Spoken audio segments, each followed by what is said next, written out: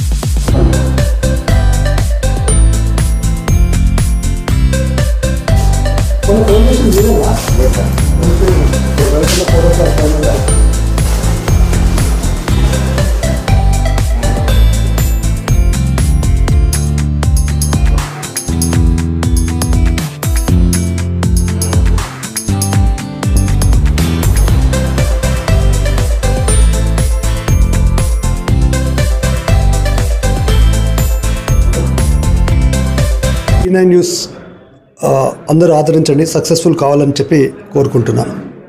Thank you sir. Thank you. టీ9 news అందరూ ఆదరించండి, successful కావాలని చెప్పి కోరుకుంటున్నాను.